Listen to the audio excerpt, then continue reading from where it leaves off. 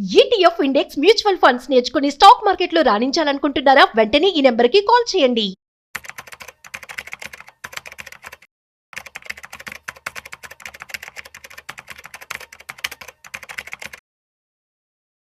Welcome to Vishnu talks. నేను మీ Vishnu.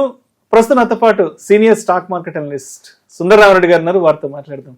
Sir, Sundararamareddy గారు నమస్తే సార్. నమస్తే అండి. సుందరరామరెడ్డి గారు, వెల్కమ్ టు విష్ణు టాక్స్.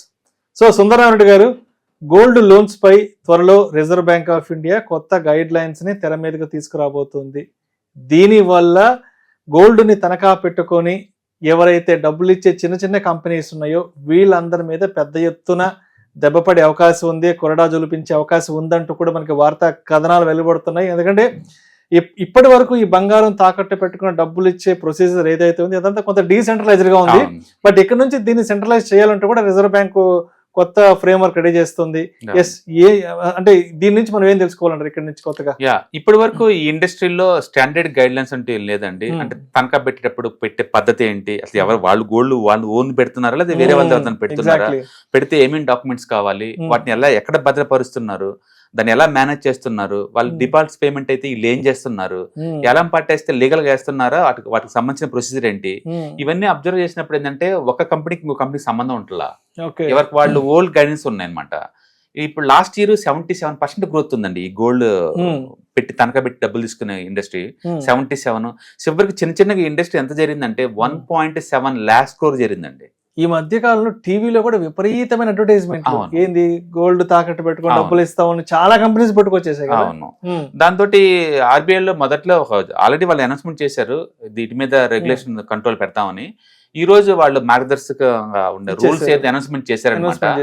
దాంతో గోల్డ్ లెండింగ్ కంపెనీస్ అయితే ముత్తూట్ ఫైనాన్స్ కావచ్చు, మణిపురం కావచ్చు, ఐఐఎఫ్ఎల్ కావచ్చు, అండ్ చోళమండలం ఫైనాన్స్ కావచ్చు, ఇవన్నీ కూడా 5 to 10% డ్రాప్ అయినాయి. 5 to 10% డ్రాప్. ఈ మధ్య కాలంలో ఉన్న ఫ్యాషన్ ఏంటంటే ఈ ట్రంప్ వారి నుంచి కొన్ని కంపెనీస్ ఎఫెక్ట్, ఈ ఐటీ వాళ్ళు జిఎస్టీ నోటీసులు వాళ్ళు ఏమో కొన్ని కంపెనీస్ డ్రాప్ అవుతుంటాయి.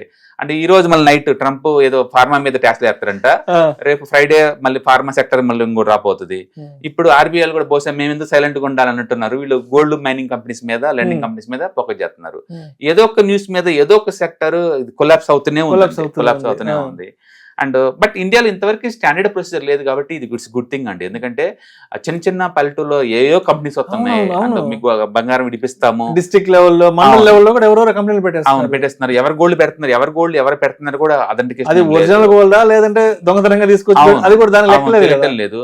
అందుకని గవర్నమెంట్ ఒక స్టాండర్డైజ్డ్ ప్రొసీజర్ పట్టుకొస్తే డాక్యుమెంట్స్ ఏమేమి సబ్మిట్ చేసుకోవాలి, ఎక్కడెక్కడ ఉంచాలి, గోల్డ్ ఎలా మేనేజ్ చేస్తున్నారు వీళ్ళందరూ. ఎందుకంటే ఎవరికి వాళ్ళే గోల్డ్ మేనేజ్ చేస్తున్నారు.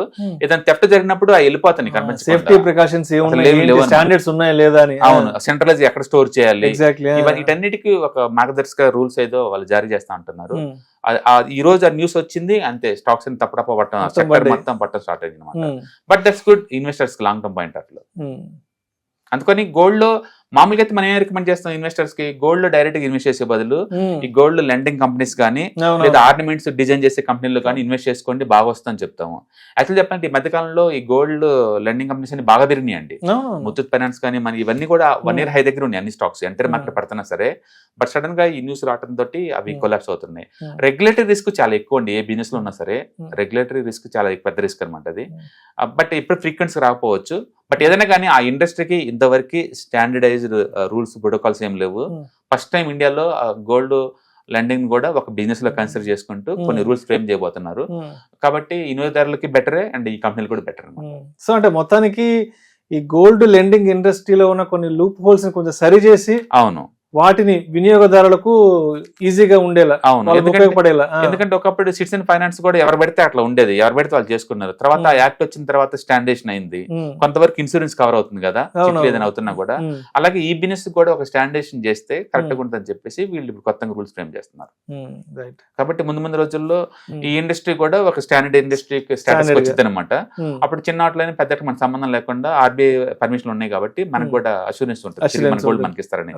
ఎందుకంటే చాలా సార్లు మనం కంప్లైంట్ చేస్తారు మా గోల్డ్ కాదు అది, గోల్డ్ అది వస్తుంది ఇది Obviously. వస్తుంది అనేది. అవునవును. ఇవేం లేకుండా ఉండిపోయే ఛాన్స్ ఉంటుంది. రైట్. యాక్చువల్గా గోల్డ్ లో ఉన్న బ్యూటీ ఏంటంటే అది ఎమర్జెన్సీ మనీ అనమాట. నీకు అవును. అర్జెంట్ డబ్బులు కావాలంటే చాలు, మెడలో దగ్గరలో మణిపురం లేకపోతే ముత్తూట్ ఫైనాన్స్ ఉందనుకోండి, పెట్టి 5 నిమిషాలు వచ్చేస్తాయి. ఒక 50 లక్షల రూపాయలు తెచ్చుకోవచ్చు ఎంత స్పాట్ అంత తీసుకోవచ్చు, అవసరానికి. నో ప్రోటోకాల్స్, అవును. నో స్టాండర్డైజ్ ప్రొసీజర్ అనమాట. అదే నువ్వు బ్యాంక్ వెళ్ళారు అనుకోండి, వాళ్ళు ఇప్పుడు కాదు 1 వీక్ తర్వాత రాను లేకపోతే 5 days రాను, గోల్డ్ వాల్యూస్ లేరు, ఎవరు అప్రూవల్స్ రావు, approvals రావు. వాల్యుయేషన్ వేసే పర్సన్ ఉన్నాడు. ఉండదు. ఆ లూప్ హోల్స్ పట్టుకొని ప్రైవేట్ వాళ్ళు బాగా ఎక్స్పెండ్ అయ్యారు. ఎంత అంటే వాళ్ళు టీవీ ఆన్ చేస్తే ఎవరి 10 నిమిషాలకు ఒకసారి వస్తుంది నీకు యాడ్స్ గోల్డ్. రూరల్ గా ఇది బాగా ఇంపాక్ట్ Impact తీసుకెళ్ళింది. అంటే అవును. ఏదైనా వ్యవసాయ అవసరాలకు వెంటనే డబ్బు అవును. కావాలన్నా కూడా వెంటనే ఏదో ఒక గోల్డ్ ఆర్నమెంట్ తీసుకెళ్లి 1 లక్ష 2 లక్షలు తెచ్చుకునే అంత వెసులుబాటు ఈ మధ్యకాలంలో బాగా అవును. బాగా కలిగింది. అంత రేట్ కూడా gold last year almost 30% rise అయిందండి. అవును. అందుకని ఈ గోల్డ్ అసలు వీళ్ళు ఏం చేస్తున్నారు, స్టోర్ చేసి ఏం చేస్తున్నారు, యారం పట్టేస్తే ఎలా ఇస్తున్నారు, కస్టమర్ ఇన్ టైంలో పే చేయలేకపోతే వీళ్ళు ఫాలో అయ్యే ప్రొసీజర్స్ ఏంటి, ప్రోటోకాల్స్ ఏం లేవు ఇండియాలో. ఒక కంపెనీ వాళ్ళు ఒక్కోలాగా డీల్ చేస్తున్నారు. అందుకని వీటన్నిటిని ఒక సెంట్రలైజ్ తీసుకొద్దామని చెప్పేసి ప్రోటోకాల్స్ Right. డిజైన్ చేస్తున్నారు.